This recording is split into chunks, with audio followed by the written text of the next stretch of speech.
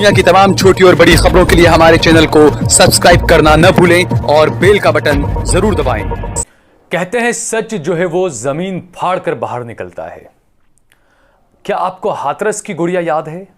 जी हां, जिसके बारे में यूपी की योगी सरकार ने, पुलिस ने, एडीजी ने और प्रशासन ने कहा था कि उसके साथ बलात्कार नहीं हुआ है। देर रात घर वालों को बताए बिना उस गुड़िया का अंतिम संस्कार कर दिया गया। उसके माता पिता को उसकी शक्ल तक नहीं देखने दी गई।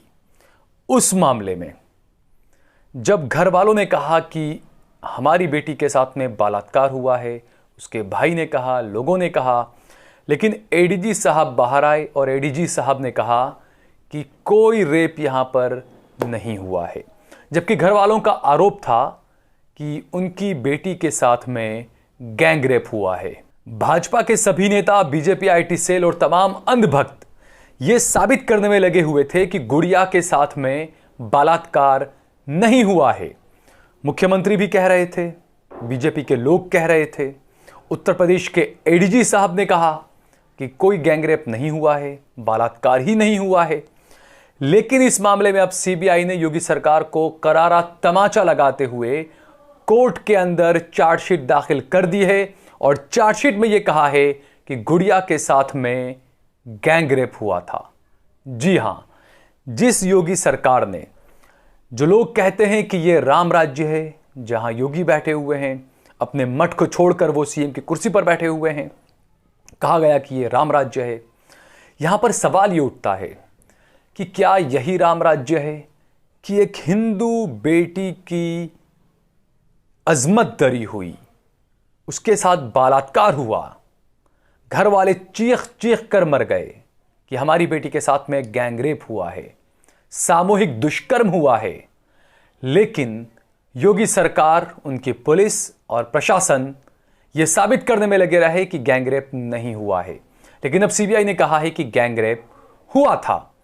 तो ऐसे में यह सवाल उठता है कि क्या अब भाजपा के सभी नेता, आईटी सेल के लोग और यूपी पुलिस के एडीजी क्या उस परिवार वालों से माफी मांगेंगे? इस मामले को लेकर विपक्ष भी जो है वो अब हमलावर हो चुका है। आपको बता दें कि राहुल गांधी और प्रियंका गांधी हाथरस जाने के लिए निकले थे। बीच में पुलिस ने उन्हें रोका था और राहुल गांधी को धक्का मारकर पुलिस ने गिरा भी दिया था जमीन पर। यह सुर्खियां बनी थी उस वक्त, लेकिन ये तमाम सुर्खियां बनकर रह गई। लेकिन इन सुर्खियों से बाहर आकर देखा जाए तो हाथरस की जो बेटी थी, उसके परिवार वाले आज भी इंसाफ की उम्मीद में कोर्ट कचहरी के धक्के खा रहे हैं। इस पूरे मामले में समाजवादी पार्टी के जो नेता है आईपी सिंह, उन्होंने एक ट्वीट किया है और उन्होंने ट्वीट करके जो उत्तर प्रदेश के एडीजी हैं उन्हें भ्रष्ट अधिकारी करार दिया है। उन्होंने कहा है कि क्या अब न्यायपालिका उत्तर प्रदेश की योगी सरकार के भ्रष्ट अधिकारी के खिलाफ कोई कार्रवाई करेगी या नहीं, क्या अब मामला दर्ज करेगी या नहीं। उन्होंने लिखा है कि यह भ्रष्ट अधिकारी उन्हें और रोहिणी सिंह पर मुकदमा दर्ज करने की धमकी दे चुके हैं। आपको बता दें कि एडीजी साहब ने उस वक्त यह भी कहा था कि कोई बलात्कार नहीं हुआ है और जो इस खबर को फैला रहा है कि बलात्कार हुआ है, उनके खिलाफ सख्त कार्रवाई की जाएगी। ये उस वक्त के एडीजी का बयान है। आप सोचिए, अगर किसी के साथ में कुछ गलत होता है, एक बेटी की इज्जत तार तार होती है, जब उसके परिवार वाले जाते हैं, कंप्लेन कराते हैं, मामला दर्ज कराते हैं और उस सूबे का एडीजी अगर ये कहे कि बलात्कार हुआ ही नहीं है, इसे आप क्या कहेंगे? क्या यही भाजपा का बेटी बचाओ बेटी पढ़ाओ का नारा यही था? क्या आप इस तरीके से बेटी बचा रहे हैं कि एक बेटी के लिए उसके परिवार वाले इंसाफ मांग रहे हैं और एडीजी साहब कह रहे हैं कि कोई बलात्कार हुआ ही नहीं है, जबकि सीबीआई अब कह रही है कि बलात्कार हुआ था। उस वक्त यह मामला काफी सुर्खियों में रहा। नेशनल टेलीविजन में भी इसको जो है वो खूब सुर्खियों में बटोरी गई इस मामले पर। लेकिन सवाल यही आता है कि जो चीजें एक वक्त में आकर टेलीविजन की सुर्खियां बनती है, क्या महज सुर्खी बन जाने से उस परिवार को इंसाफ मिल जाता है?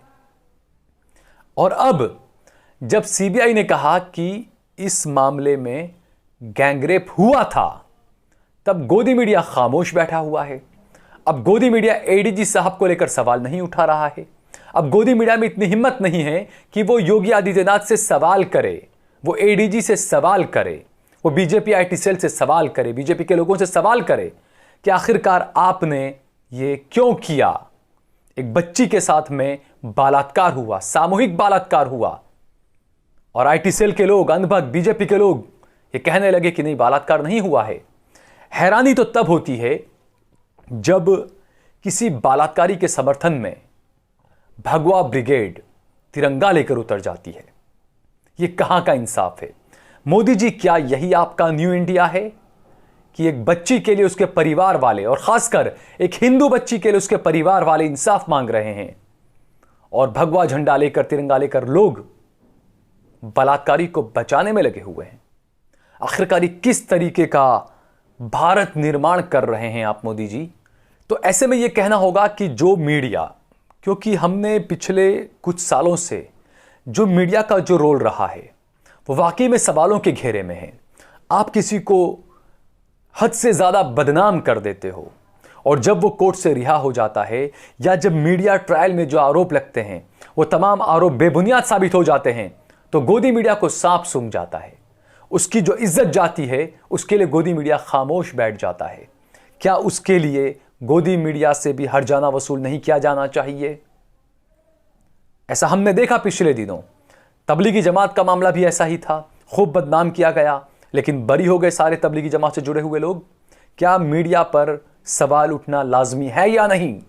आप सोचिए, किसी नेता को, या आप मानिए किसी कांग्रेस के सांसद को या समाजवादी पार्टी के सांसद को या विपक्षी किसी भी पार्टी के सांसद को अगर अदालत कहती है कि आप अदालत के सामने पेश हो जाइए, आपके खिलाफ आतंकवाद का जो आरोप है उस मामले में, अगर वो सांसद, अगर वो नेता अदालत में पेश होने से महज एक दिन पहले अस्पताल के बिस्तर पर अगर जाकर पड़ जाएगा, तो ये मीडिया किस तरीके का रुधाली बनेगा, ये हम सोच सकते हैं।